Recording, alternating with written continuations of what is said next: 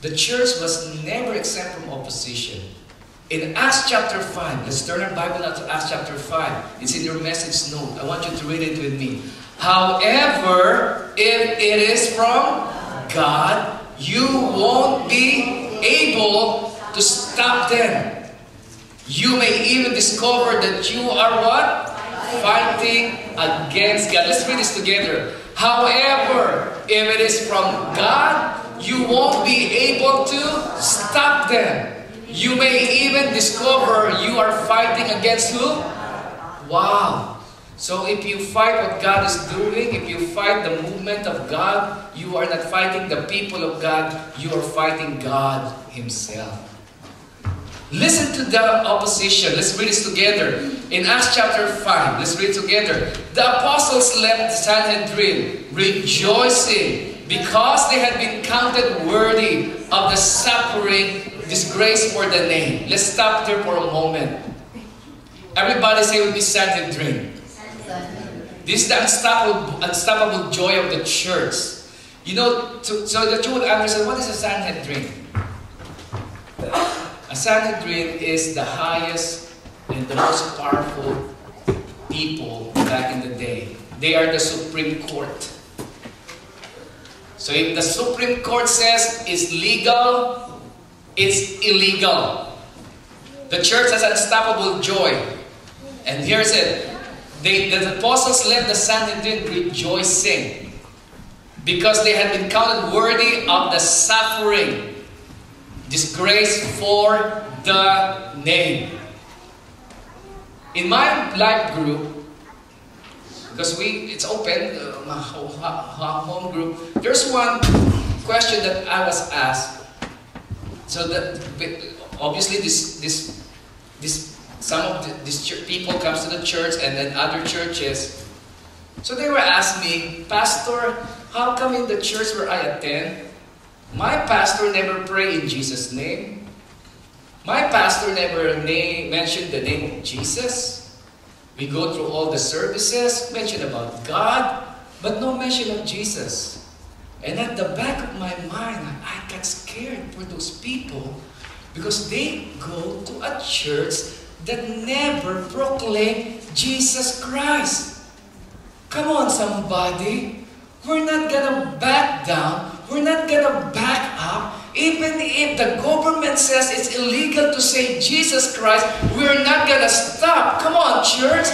This is the government back in the day, the Sanhedrin, telling these people, stop mentioning Jesus.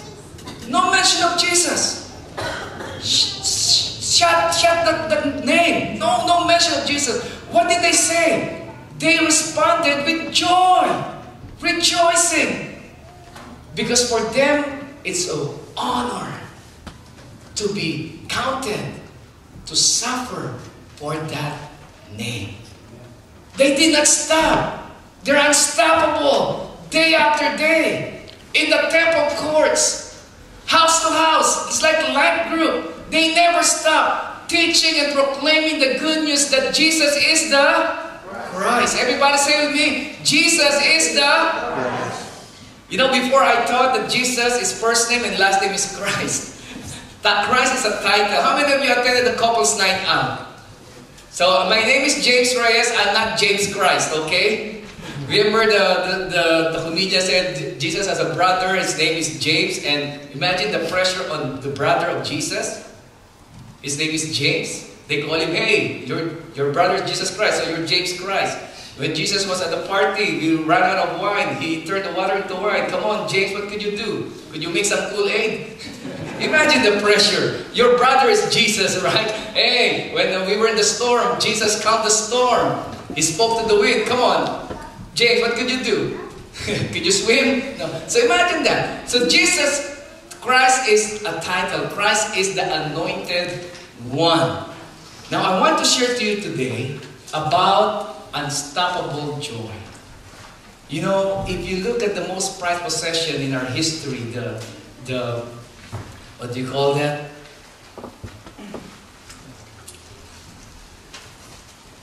This piece of paper that said that every one of us has these rights. The rights to life, rights to liberty, and the pursuit of happiness. What is that piece of paper? My mind went blank. Declaration of Independence. Declaration of Independence. That every one of us living in America, we have this right to the pursuit of happiness, life, and liberty. You know, I never met a person who has the pursuit of loneliness. Amen. Every one of us has the pursuit of happiness. But the problem is, happiness is fleeting. Happiness is temporary.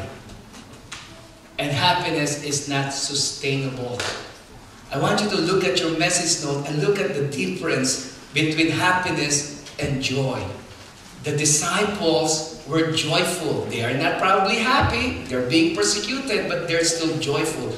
Number one, the difference is happiness based on what's happening. Joy based on what you know. Everybody say, what's happening? Everybody say, what you know. You go to the restaurant, 6 to 9 o'clock in the evening, right? Happy hour. All you can eat buffalo wings or chicken wings. And that's happy hour, right? From 9 to 12, back to the lonely hour of the day. It's always based on what's happening. It's based on what's happening. But joy, everybody say with me, it's what you know. Tell the person next to you, it's what you know. It's what you know. That's your joy. Yes, I have a problem right now. Yes, I'm going some trials and difficulty right now. But what I know is my God will supply all my needs according to His riches in glory in Christ Jesus. Amen, church. Yes, I'm sick right now. But what I know is that by His stripes I am healed. It's what you know. That's joy. Happiness is just what's happening. So if you are sad and you're basing outside, that's happened. Another thing about the difference between happiness and joy, happiness is temporal, joy is eternal. You know in Isaiah 61, there's a prophecy that God will give us everlasting joy. It's temporal and eternal. And hear me out, Charisma, this is very important. Happiness is the realm where the devil attacks. Joy is the realm where the Spirit reigns. Happiness is the realm, let's put it on the screen, where the devil attacks. Joy is the realm where the Spirit reigns. That's why if you are sad and lonely and depressed, listen to me carefully. Watch out. Watch out. Because you are vulnerable to the attack of the devil. The devil is not, he doesn't play fair. If you're down, he's gonna kick you. You're gonna tap out with the devil. The moment you're down, he's still gonna kick you and harass you. That's why this is the realm of the devil attack. When you are sad, when you're lonely, watch out. But in the other side, joy is where the Holy Spirit reigns. You know, I grew up in church. Remember, we have those songs in the church. I got joy down in my heart. Down in my heart. J-O-Y. Down in my heart. Deep, deep. How about this song? I got joy like a fountain. I got joy like a fountain. I got joy like a fountain in my soul. Hallelujah. Then we march up and down. So, joy is deep, deep down in our heart. It's not from the outside. Joy is like a fountain. It overflows. It comes from the Spirit. Another thing about happiness and joy. You know what happiness is? Thermometer. Joy is thermostat. You know, thermometers, when you're sick, it will measure your body temperature. If you are sick, you're over 100 degrees, and then the thermometer it's passive, it just comply to what is the inside of you. Thermostat is different. Today, a little bit cold in this building. We came in around 8:30 in the morning. I turned on the thermostat to 70 degrees, and after a few minutes, an hour, the temperature changed. Joy is a thermostat. Thermometer, it just responds to the atmosphere. Thermostat changes the atmosphere. So today, I'd like to share to you today how you could have unstoppable joy. How many of you need that unstoppable joy right now? Come on, somebody. We need that unstoppable joy. Amen, church. Now, this is how we receive this unstoppable joy. 3 important truths about joy. Number 1, if you're taking note, joy is a present. Everybody say present. Joy is a present. Receive it. Everybody say with me, receive it. Joy is a present. You know, a present will not do you any good if you don't open it and if you don't use it. If somebody give you a gift card and the gift card is just sitting somewhere in the closet of your house or inside your wallet and you don't use it, it won't do you any good. Now here's the thing, joy is a gift. It's a present that we don't manufacture, we don't produce, we don't think about it like psychology. It's a present, it's a gift. Let's read this together, Charisma. But the fruit of the Spirit is love, joy, peace, forbearance, kindness, goodness, and faithfulness. Everybody, let's read it together. The fruit of the Spirit is love, joy, peace, forbearance, kindness, goodness, and faithfulness. It's where Jesus comes, joy arrives. Because this is the fruit of the Holy Spirit, the character of Jesus. What's the character of Jesus? Love, joy, peace, patience, kindness, forbearance, faithfulness. So when you receive Jesus Christ into your heart, the Holy Spirit comes into your life. This is the present that He gives you. Let's continue. Listen to what Jesus says here. John 15:11. These things I have spoken to you, that my joy may remain in you. Whose joy? My joy, that Jesus' joy, and then this joy, He gives it to you. He wants to remain in you. Let's continue. And that your joy may be full. Let it overflow like a fountain. Let it explode in the inside of you. No, I remember Paul. He was incarcerated. Have you ever received a letter from a prisoner? You know, usually letters from prison is sad, depressing, lonely. But here is Paul. Look at this, church. Philippians 4:4. Let's read this together. Paul says this, rejoice in the Lord always. Again. Tell the person next to you, rejoice by choice. Say it again, rejoice by choice. You know the difference between a good day and a bad day? It's your attitude. It's your choice. You could choose joy. Viktor Frankl was incarcerated during the Nazis. He was being tortured to death. They took out his wedding ring from him. He was flogged and scourged. And I like what he said. You could take away anything from me. You could take away my health. You could take away my dignity. But you cannot take away my right to choose how I respond. Because not what you're going through, it's how you're going through. Church, listen to me. You could have a lot of pain in the world, but don't be a pain. Amen, somebody.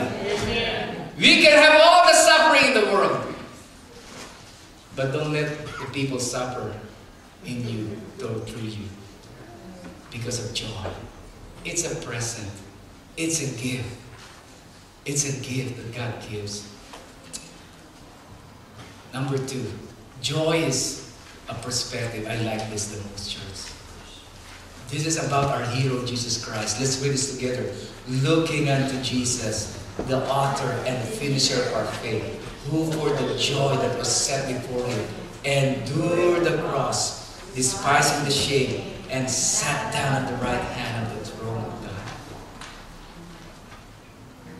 What kept Jesus at the cross? Church, not those nails. Not those nails. What kept Jesus at the cross? the joy that was set before him. What joy, Pastor? He endured it. He despised the shame. You want to be specific what joy it is? Look at the prophecy in Isaiah 53. Let's look at the next slide. I want you to read this with me because tell the person next to you, I see you in the Bible. Come on, tell the person, I see you in the Bible. 700 years before Jesus came to earth, there was a prophecy in Isaiah. Let's all read together. Out of the terrible travail of soul, he'll see that it's worth it and be glad he did it. Through what he experienced, my righteous one, my servant, that Jesus will make many. Tell the person next to you, that's you.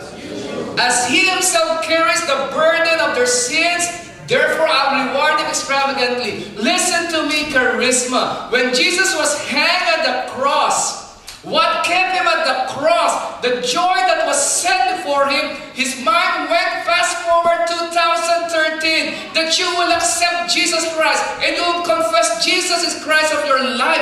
And Jesus said, I'll take the pain. I'll take the punishment. I'll take death because there's a joy after this. Come on, somebody. There is no triumph without a triumph. There's no victory without struggle. There's no championship without a fight. If you want to go through, you need to go through. It's all about perspective. Church, I challenge you. What do you see in your life? You know, I was reminded by this old song. I forget who sang it, but it's so beautiful. Remember that song? I see trees of green, red roses too. I see them bloom for me and you. And I think to myself, what a wonder. I see skies of blues, clouds of white, the bright blessed day, dark sacred night. And I think to myself, what a wonderful world. What are you thinking right now? I see gloomy weather, rain everywhere.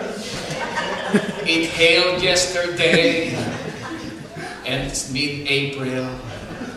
And I think to myself, what a horrible world. It's all about perspective, church. You know, it only takes one man to see things differently, and you can make history. Let me remind you of history.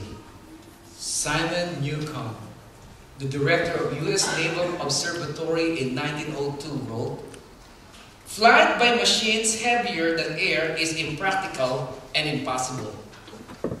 The very next year, the Wright brothers invented the very first airplane. Now we have Boeing, right? We have Boeing, we have going. Surgery in our bodies. This is what Sir John Erik Erikson, a British doctor appointed to Queen Victoria during 1873.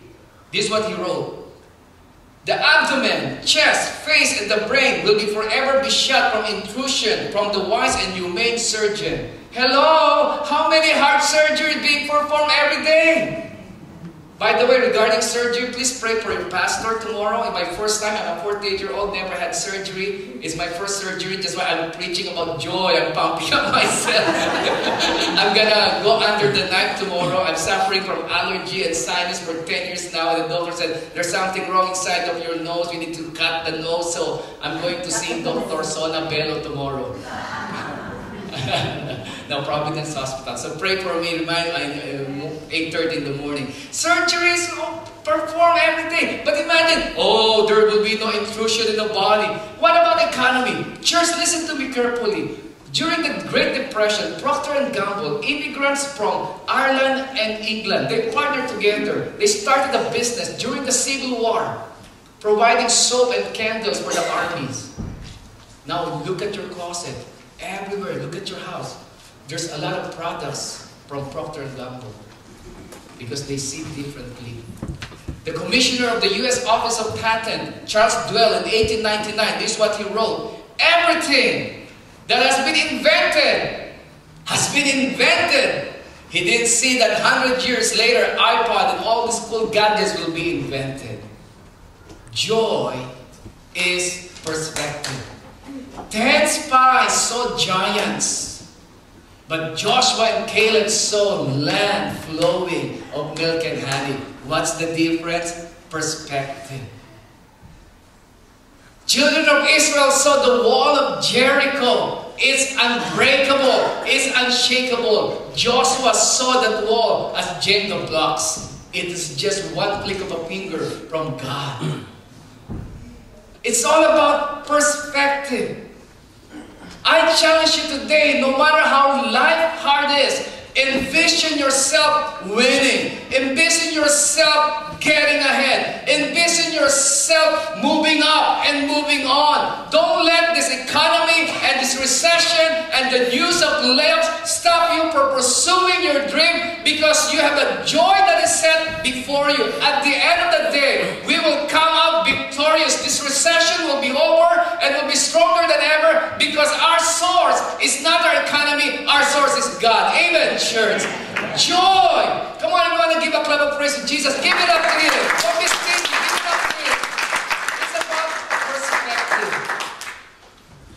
Jesus didn't see the flogging and the scourging and the crucifixion. He saw joy that was set before Him. He endured the cross. Last but not the least, church, joy is a powerhouse. You know, if we could put joy in a bottle or a can, we will be millionaires. You know, if you're in your family, right, sometimes you cook fish, it smells right. So what do you have? Candles or Febreze. Your car, put air freshener, right? What if you go to a room and there are a lot of negative people, they're whining, complaining, and you have the air freshener called joy, and said,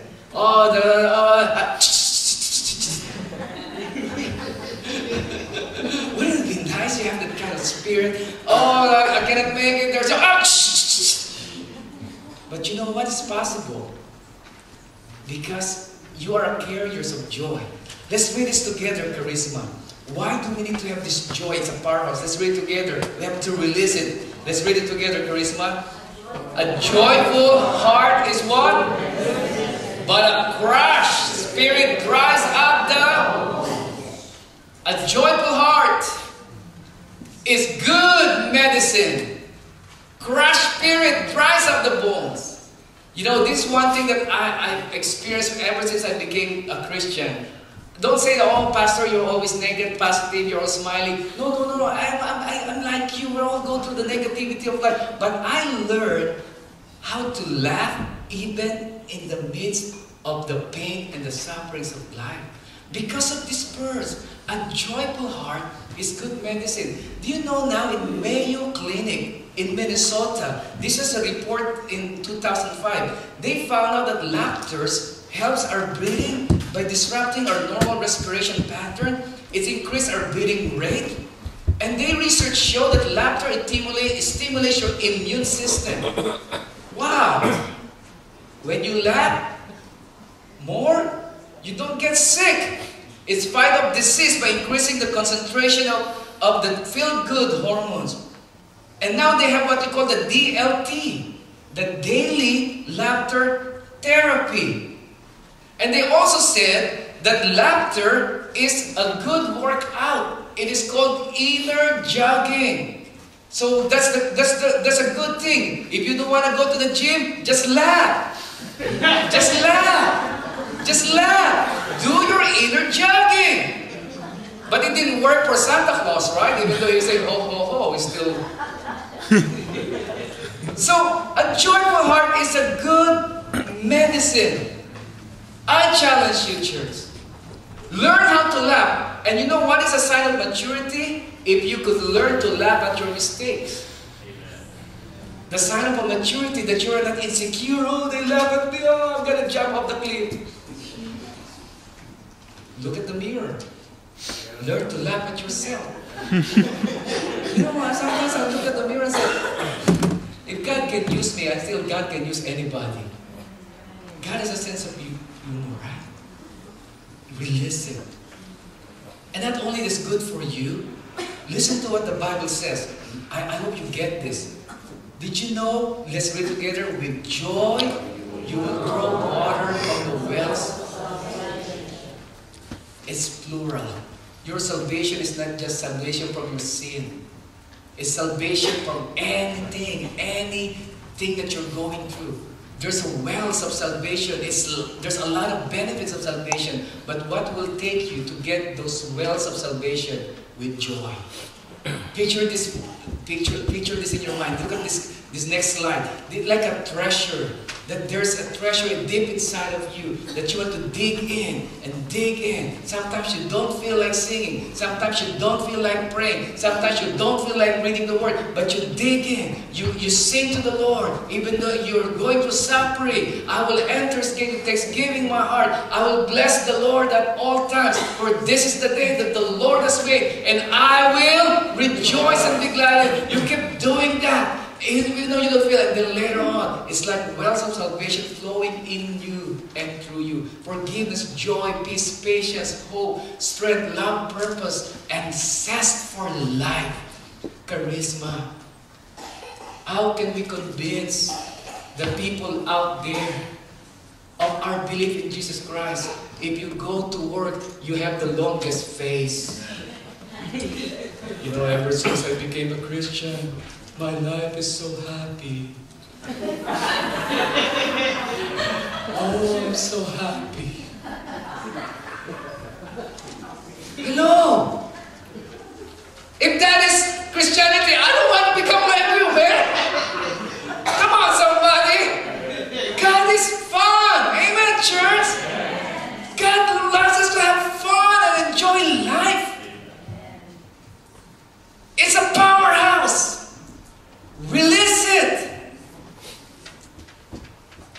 Another thing about this wells of salvation. Here's the thing, church. The devil will make you discouraged. Listen to me carefully, and depressed. You know why? Because if he could make you depressed and discouraged, he doesn't need to defeat you anymore, because you have defeated yourself. Listen to what the Bible says in Nehemiah. Let's read it together. Nehemiah chapter 8 verse 10. Let's read it together. The joy of the Lord is. And don't lose joy. Because if you lose joy, you lose your strength. If you become weak, you're an easy target for the devil. Don't lose joy. Because if you lose joy, you become weak and you lose your protection. Stronghold is a place of refuge. It's a fortress. If you like watching those movies of the castles, there's a fortress. That's a stronghold. Joy is like your protection, and joy is your strength, and that joy comes from Him. It's a power. It said, do not grieve, for the joy of the Lord is your strength. I'd like to end in this quotation, that illustration that I just want to share to you about see His hands, be His hands. I want you to look at your hands right now. Stand up with me, Charisma. Just stand up with me. Look at your hands right now. Did you know, at the end of your fingertips, look at those fingertips. There's a fingerprint that nobody will ever have in history. Nobody will ever have in the future. That fingerprint, it's only you. Imagine 7 billion people in the world. Even the identical twins, they have different fingerprints. That fingerprint was never put by God there so that they could identify you at the scene of the crime. No. That fingerprint is so unique, so special because you are not a product from the assembly line. You are not a product from a junk shop. You are not a product from a trash can. You are a product from the very heart of God, from the image of God. And you know why you have only one fingerprint? Listen to me carefully. I have to get this revelation from the Lord. Because God wants you to leave an imprint in this world that only you can live. What is the imprint that you want to leave? Washington. Leave your family. You know, as for me, ever since I became a pastor here in Washington, when I passed by the gambling houses at 99, casinos, Mount Lake Terrace, back and forth, left and right, my heart is broken and I started praying to God.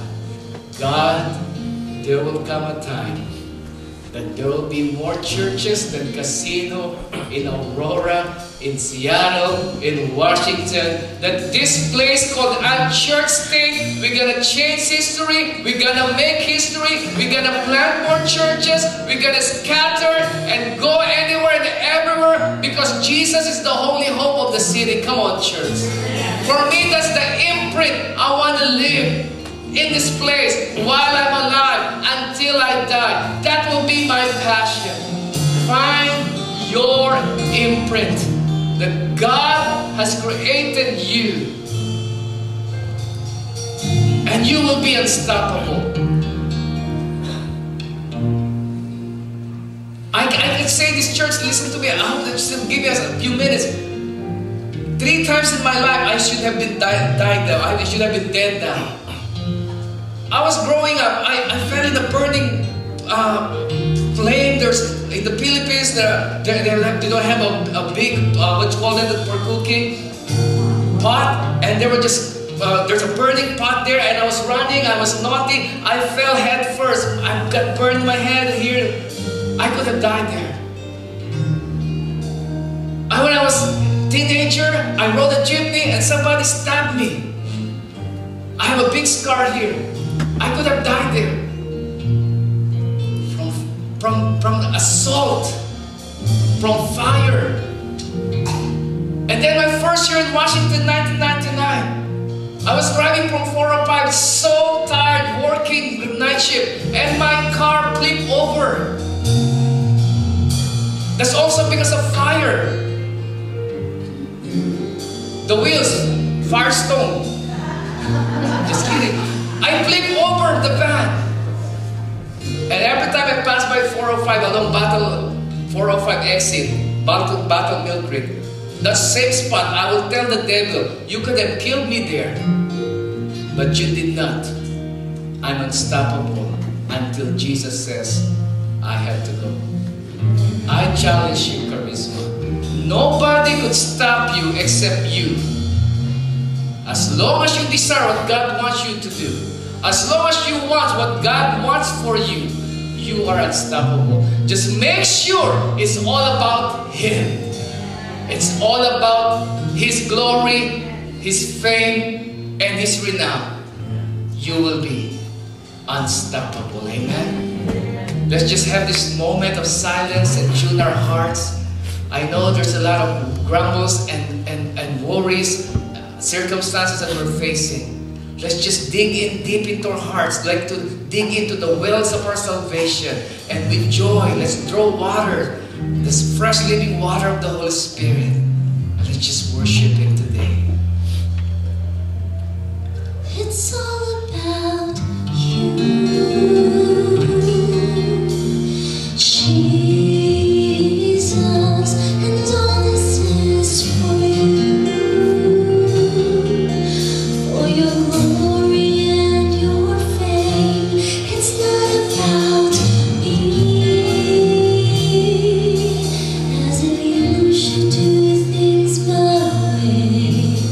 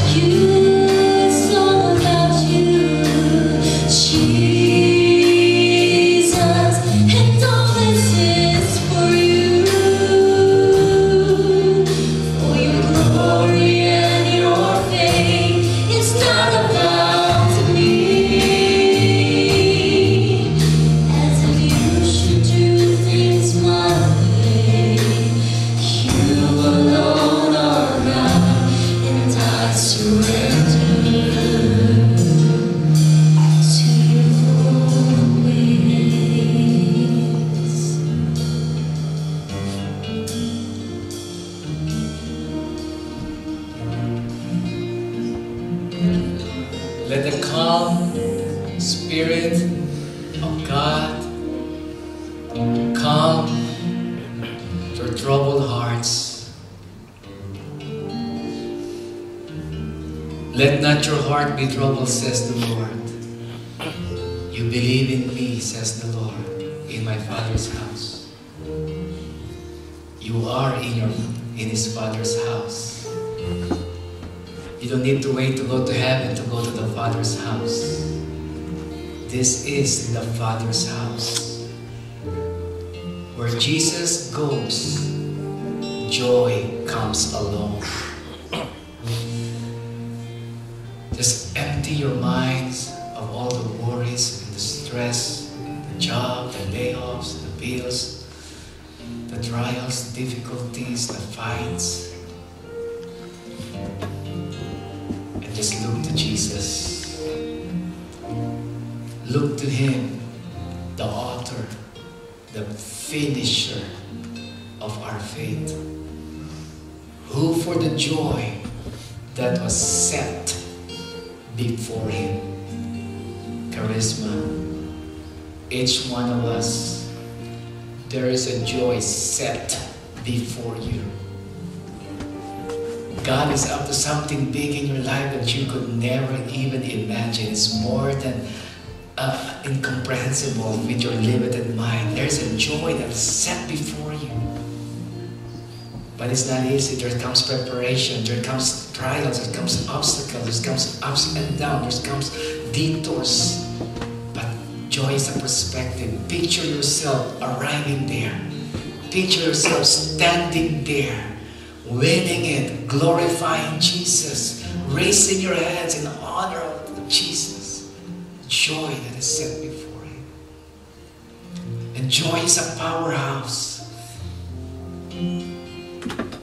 It's the joy of the Lord is your strength and your stronghold.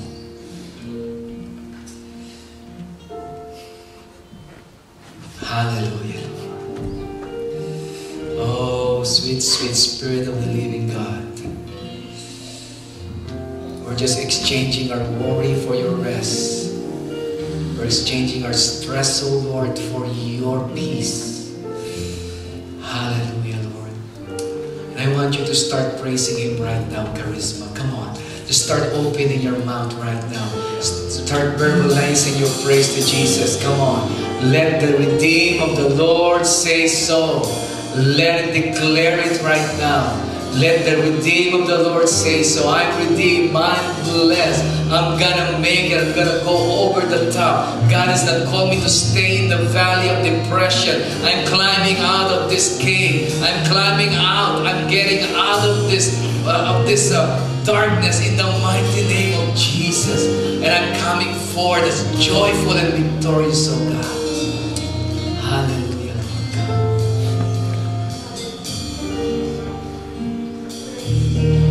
And if this is your first time today, the first thing that you need is to receive a gift. And that gift is salvation in Jesus Christ.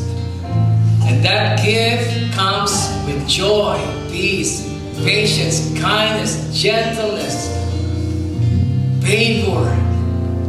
But it's a gift. You need to stretch your hand to receive it by faith. And God will fill you. And God will come to you. Would you please pray this prayer with me as we pray with those people who want to receive this gift today? Amen? Say, dear Jesus, I come to you today as humbly as I can. I can do a lot of things, but there's one thing I cannot do. I cannot save my life. I am lost without you. I'm helpless without you. I'm hopeless without you. Today, Lord, I choose you. I choose life over death. I choose blessing over curse. I choose freedom over bondage. I choose joy. I choose Jesus. Come into my life. Take full control over my life. You reign. You rule in me, Jesus. And